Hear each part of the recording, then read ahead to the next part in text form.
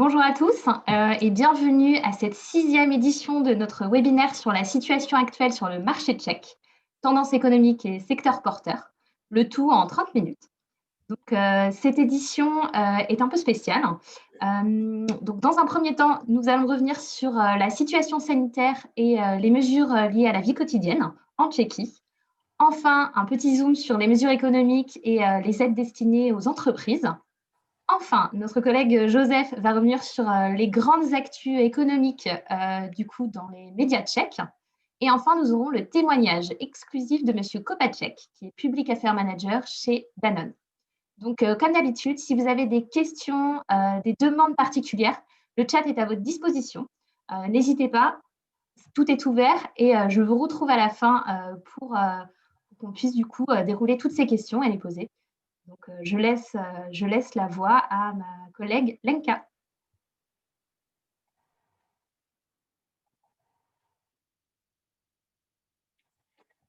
Donc,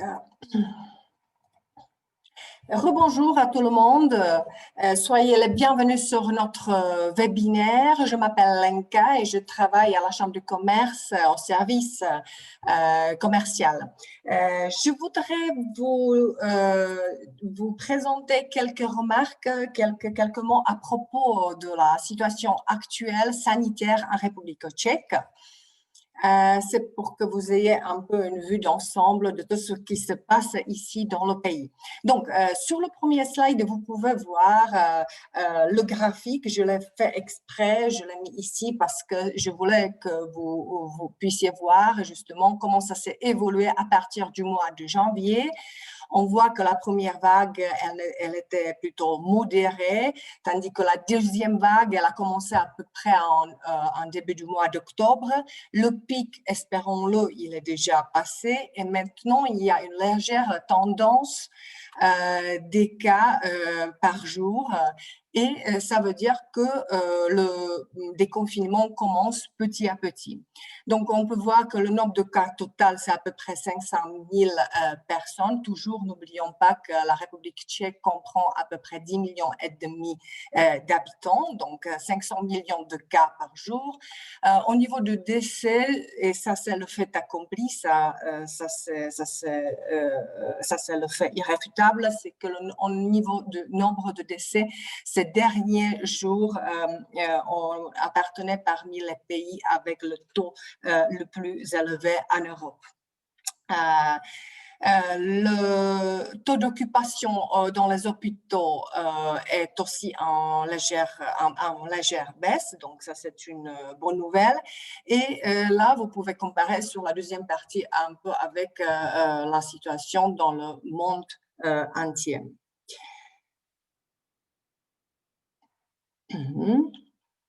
Voilà, deuxième slide. Pardon. Donc, ça veut dire que les mesures qui ont été mises en place en début du mois d'octobre se relâchent au fur et à mesure. À partir de la semaine prochaine, les écoles, surtout les écoles primaires, devraient être réouvertes. Idem pour les magasins, les services, les restaurants. Jusqu'à maintenant, il n'y avait que les services de base qui ont été ouverts. Aussi, les événements sportifs peuvent se passer en un nombre limité de personnes, de plusieurs personnes. Je vous ai indiqué le site internet en dessous. Vous pouvez voir toutes les mesures qui sont valables en ce moment. Là, tout est bien expliqué, c'est en anglais et ça concerne la vie quotidienne. Le gouvernement a mis en place un système qu'on appelle le système PES. PES, ça veut dire en tchèque chien. C'est un système qui a été introduit par notre nouveau ministère de la Santé. Peut-être ceux qui suivent un petit peu les actualités du pays, on peut remarquer qu'on a remplacé le ministère de la Santé par un nouveau qui est venu avec ce nouveau système de classification. C'est un système qui comprend plusieurs niveaux. Ces niveaux sont divisés par couleur et chaque niveau comprend certaines mesures. Donc, le niveau 5, c'est le niveau qui est le plus urgent. Ça veut dire que le confinement est presque à 100% et c'est le ministère de la Santé et l'Hygiène qui, chaque fois, décide à quel niveau on se retrouve et quelles mesures il faut mettre en place. En ce moment, la République tchèque se retrouve au niveau 4. Et les chiffres montrent qu'au fur et à mesure, on pourrait peut-être passer vers le niveau 3, ce qui veut dire que les magasins, les centres sportifs, culturels peuvent peut-être être réouverts dans les plus brefs délais.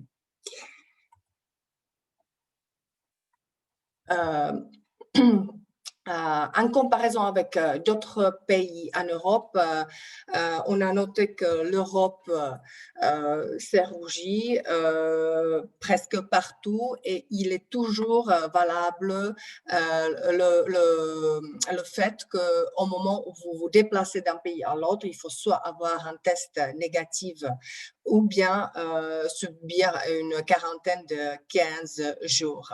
Chaque fois quand on rentre dans le pays pour des raisons surtout de travail, il faudrait remplir le formulaire qui est à télécharger sur le site que vous pouvez voir à votre gauche. Voilà. Le gouvernement, bien sûr, essaie de soutenir les entreprises dans cette situation inédite et difficile. Et on essaie de faire des mesures qui pourraient aider les entreprises à survivre à cette époque. On a mis en place des mesures fiscales, des mesures sociales, RH. Ces mesures sont assez souvent valables pour une certaine période. Donc là, vous pouvez voir qu'on a essayé qu'on a réduit des taux, qu'on a supprimé le système de EET, qu'on a aussi réduit certaines taxes. Les mesures sociales, le gouvernement essaye de soutenir les entreprises en offrant le programme, vous voyez le programme antivirus A, B et C. Pour pouvoir recevoir une somme, il faut chaque fois remplir et respecter certains critères. Toutes ces mesures, regardez encore, compensation directe, ça c'est destiné aussi pour la culture, le sport, aussi on essaie de soutenir le secteur qui est le plus touché, c'est le tourisme et le logement, mais toutes ces mesures qui sont assez complexes et assez compliquées, vous pouvez les étudier après notre webinaire parce que la présentation sera disponible sur notre site internet. Mais nous voudrions vous inviter, et ça nous a incité justement à penser, à organiser un événement qui ne va être consacré à l'explication de toutes ces mesures, comment faire, où on pourrait les demander. Et c'est pour vous inviter à une série de webinaires qui s'appelle COVID Recovery, qui devrait se passer dans le plus bref délai et qui va être chaque fois mené par les experts de chaque secteur. Et ça va être mené par les membres de la Chambre. Donc, n'hésitez pas à suivre notre site internet, vous en saurez sûrement plus. Donc, je vais passer la parole à mon collègue. C'est tout de ma part. Merci beaucoup. Merci Lenko. Bonjour à tout le monde. J'espère que vous allez bien. Je m'appelle Joseph Miller. Je suis conseiller à la Chambre de commerce franco-tchèque et je vais vous présenter quelques sujets qui sont populaires dans l'espace médiatique depuis 4 dernières semaines. Si vous avez des questions, n'hésitez pas à les poser dans le chat et on va vous répondre après le dernier slide. Donc, le premier sujet, c'est historiquement le premier contrat pour la construction d'une autoroute avec l'argent privé, parce que le projet d'achèvement du D4 est à la portée d'un consortium dirigé par Vinci. Et si la décision du ministère est approuvée par le gouvernement et les députés aussi, l'achèvement de l'autoroute D4, qui est vers Pissec en Bohême du Sud, pourrait commencer au début de l'année prochaine. Le consortium promet de construire un total de 32 km de la nouvelle autoroute pour environ 16,5 milliards de comptes tchèques, c'est à peu près 631 millions d'euros. La décision du ministère a été déjà envoyée à la procédure de commentaire interministériel, c'est-à-dire que ce n'est pas encore officiellement décidé, mais le ministère des Transports a déjà choisi un favori très clair parce que l'évaluation du concours se compose de 2 étapes. Dans la première étape, le ministère sélectionne la société, puis le gouvernement et plus tard aussi la Chambre des députés approuvent la forme finale du contrat avec cette société présélectionnée. En septembre, alors qu'il y avait encore 2 candidats les plus sérieux à l'achèvement de l'autoroute qui étaient dans le jeu, le ministère des Transports, Karel Havlíček, a évalué le progrès du concours comme un pas historique dans le financement de la construction des autoroutes en République tchèque. Parce que dans les pays voisins, ils ont déjà l'expérience avec des projets qui s'appellent projets PPP, partenariat public-privé. En République tchèque, ce n'était pas le cas parce que les projets PPP n'existait presque pas. En général, laisser les frais et la construction à un particulier à qui l'État après paye pour maintenir l'autoroute est avantageux, surtout dans une situation où il ne parvient pas à la construction de fonds publics.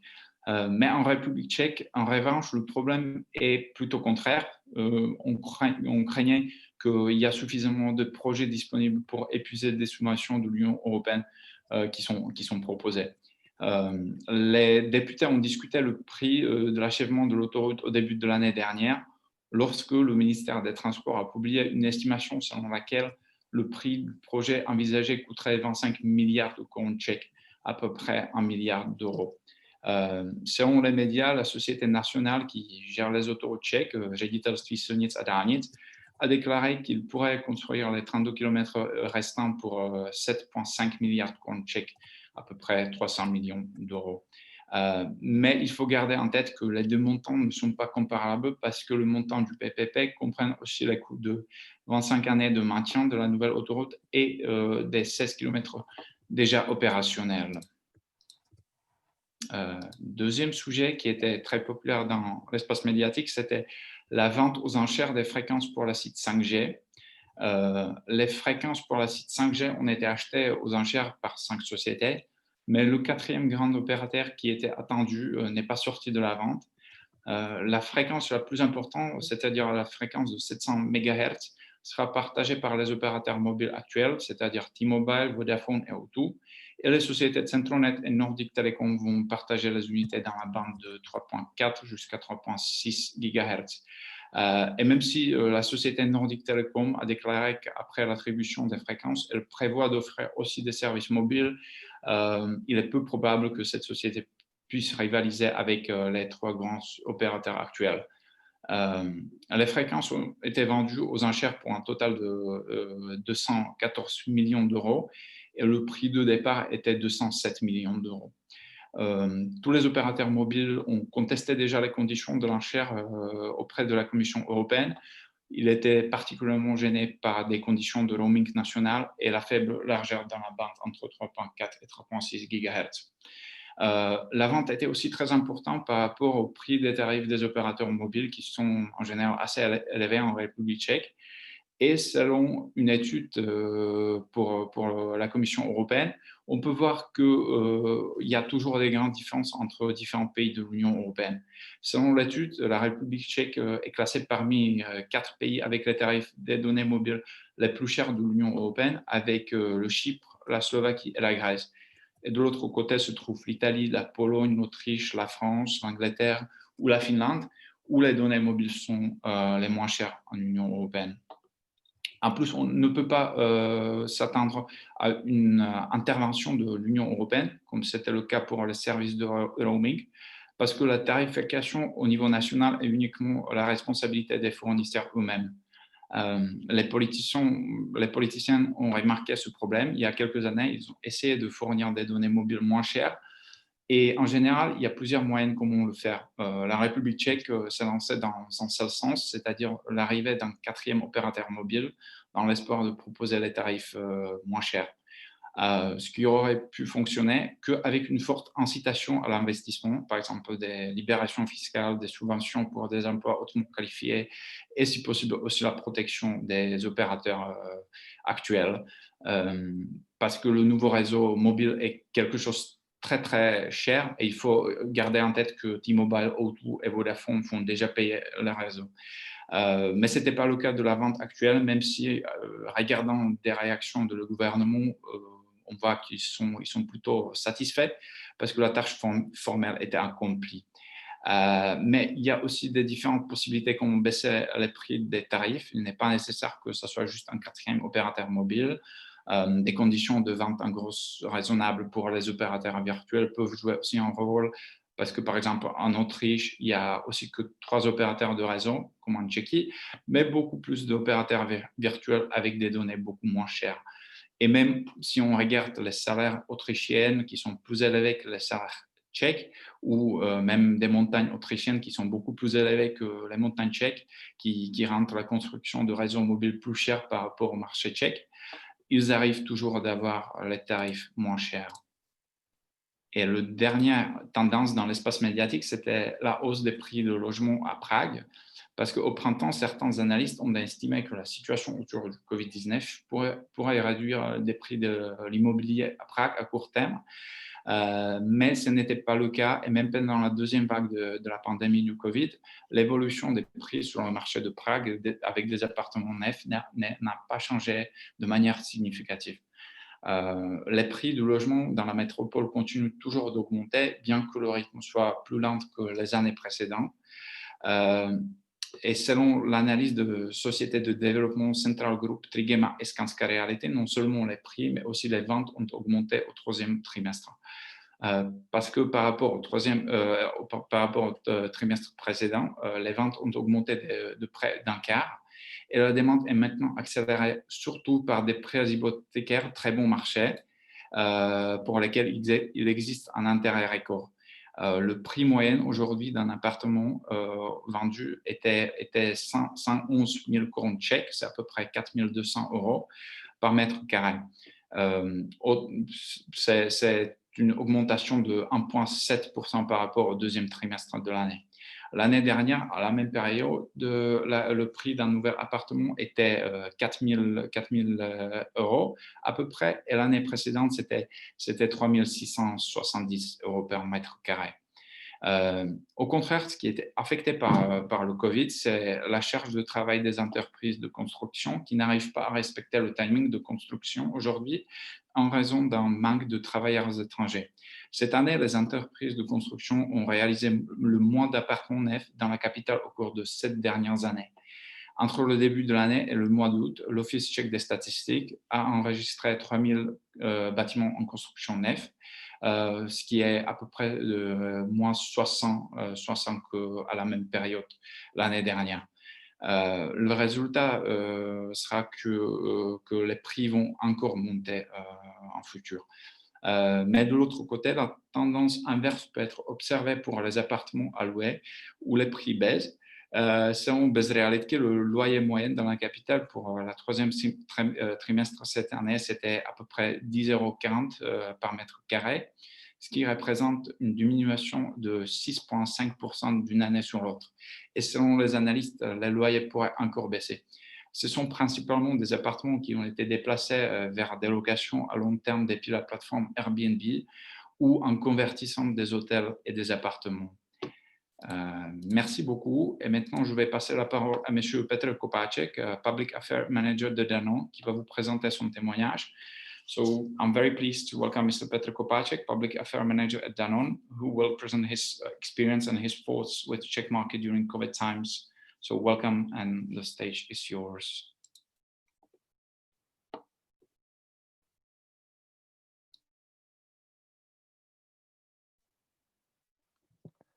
Thanks a lot. I just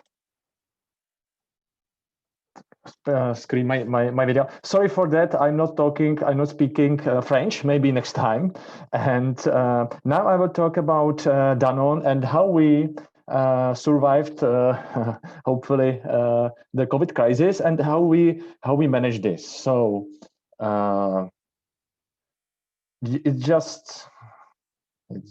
it takes time to go to further slide. So if I can ask for help because it doesn't work, you know, to go to okay, thank you very much. So please go forward.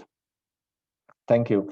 COVID times are not the difficult or not easy times to Danone, of course, as well for the other companies and for not everyone from us. But we try to use this period, and because we are a strong company, which is able to help you know, somebody who is more in a crisis. So with our colleagues, we voluntarily engagement in the state tracing system, which so it does mean that we are contacting the risky people with COVID positive contacts and sending them to quarantine and for testing, you know, with several of our colleagues.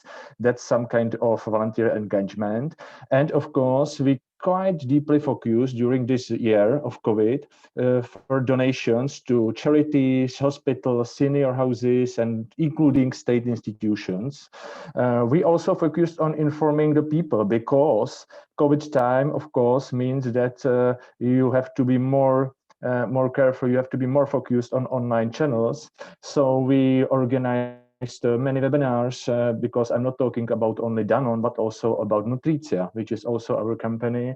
We translated very quickly the brochure for not only medical staff, but all the people who are engaged in these crisis times and who are serving for other people, because it's not only a question of health as a whole, it's a question of psychologic and of course, so how to survive this crisis, let's say, not to be mad, in fact. And we also donated masks, you know, we also donated shields. And in this area, I would like to thank you to the state authorities who are just deeply criticized, you know, over this period. Partly it's you know, there is the reason why they are criticized, it's true, but in this moment we are thank you because thanks to the state authorities, we, as many other Czech food producers, food companies, obtained in the beginning of the crisis masks and some other protective equipment in the situation when it was totally unavailable on the market. It was not possible to buy it at all, and it very much helps to us, and that's great. If we can go further. And now I will talk about the FMCG market as a whole in the Czech Republic, you know, because of course we are a FMCG company, and it's quite useful to evaluate to what extent the COVID influenced also the behavior of consumers. This is about the period before COVID. You can see that Czech Republic, you know, we just realized more than 10 years of economic growth, so it was just quite good period for everybody, and there was a focus on, you know, innovations, you know, the people more frequently you know, went for shopping, and you know, they had the resources and the money to focus on the bigger quality of the products. You can identify the tendency for premiumization, etc. Of course, even before this COVID, you can identify the strong growth of online shopping. And if we can go further for the further slide, now we are in the situation of second wave of COVID, you know, and in this moment we can identify strong consumer tendencies, you know, and COVID influenced, for example, the moment that more and more people are focused on their health. People are interested in the issues connected with health, like vitamins, you know, some you know, healthy diet, etc. And of course, because of lockdowns, more and more people spending their hours and days in their households, at home. And of course, it influenced the whole behavior. We can identify it also the tendency in the shopping that the people had bigger baskets and of course less shopping trips. It's quite easy tendency. And instead, maybe a major focus on the quality, the question of price and value for money is back, in the consumer's behavior. So, and of course, thanks to the situation that large stores, large retailers are still open, in contrast to, let's say, smaller shops, they use this opportunity and offer more stocks, and more variety of products. And last but not least, definitely, there is an online question, which is now boomed just amazingly. And the people, who did not were used to use, online shopping in the past, now it's for them usual situation and usual behavior. And if we can go further on the next slide, that's the proof that the second wave of COVID, which we are here now, it doesn't quite significantly influence the whole, the situation. In contrast to first wave, let's say, there is no panic, it's less urgent. If we can go further, please. But this is quite interesting. More and more people are staying at home, and it means that they are not visiting the cities where they are working, but they are staying in the urban areas around, let's say, Prague or other large cities. It means that we can identify the increase of sales in the shops which are out of these, urban areas. It's quite significant and interesting tendency. If we can go further. And of course, that's the proof that the online shopping is amazingly, trend and tendency. It's a whole FMCG in the Czech Republic. And you can see there very interesting tendency, there is a first wave, then drop, it's summer, and then the second wave, and online is definitely something which will be with us also for the future. If we can go further, please. Thanks very much. Summary. It's the situation now. It's more stable in the sense of consumer tendencies and consumer trends.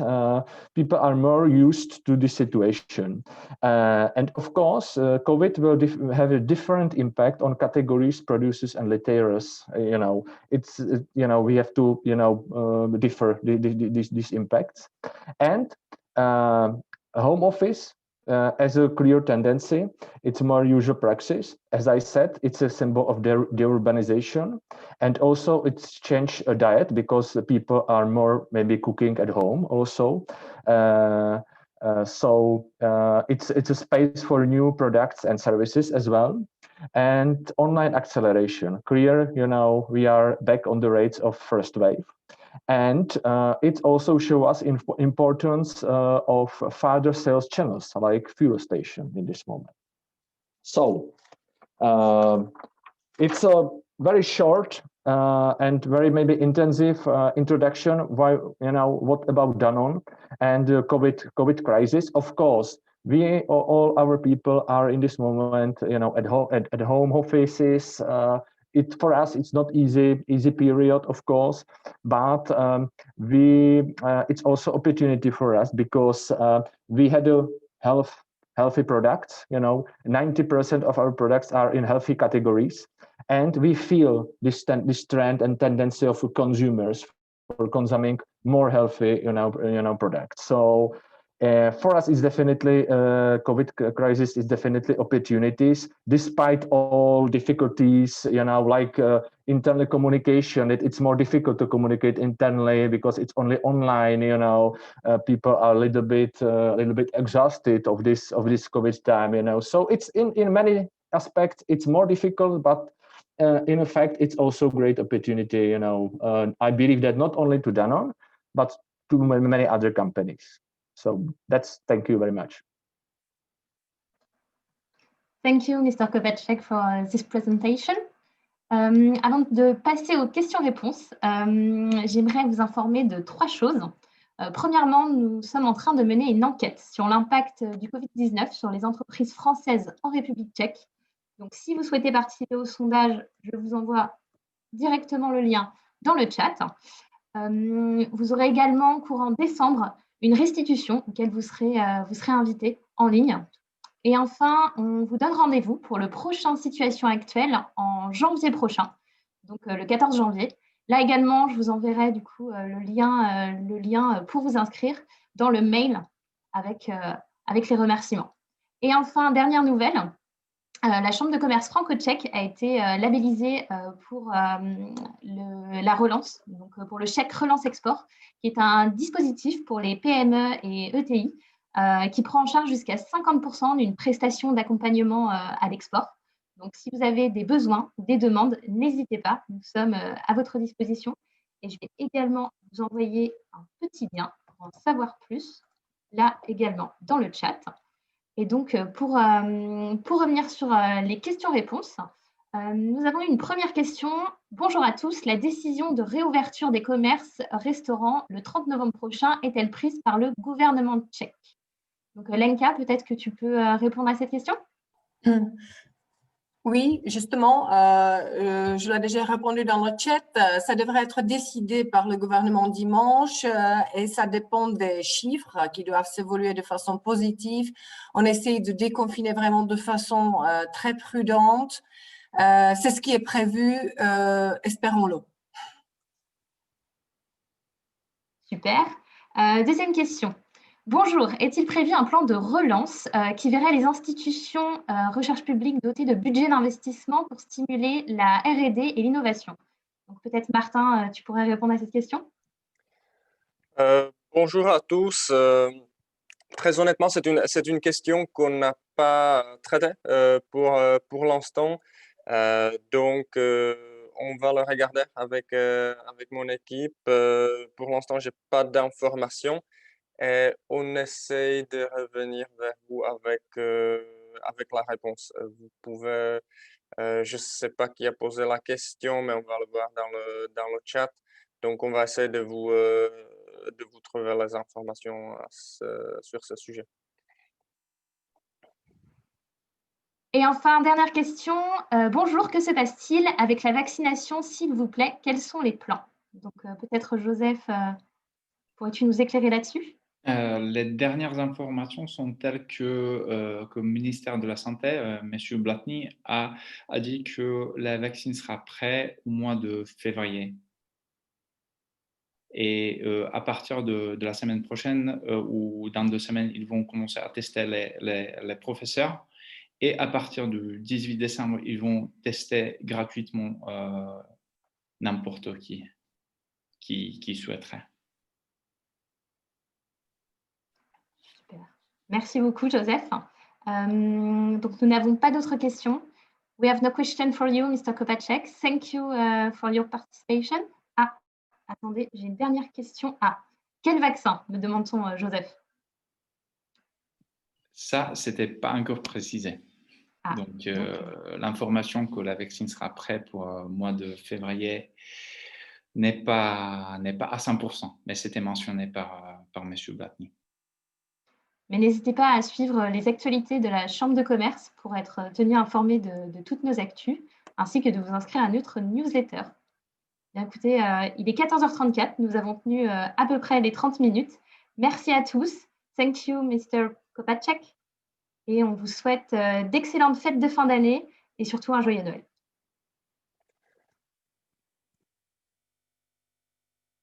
Merci, à bientôt. Merci, au revoir. Martin, est-ce que tu pourrais, s'il te plaît, revenir à la slide sur Vinci Autoroute? C'est une demande d'un participant. Très bien. C'est bien celui-ci? Oui, celui-ci. Alors, bien évidemment, la présentation sera accessible sur notre site web. Donc, n'hésitez pas, vous pourrez également consulter le replay. Merci à tous.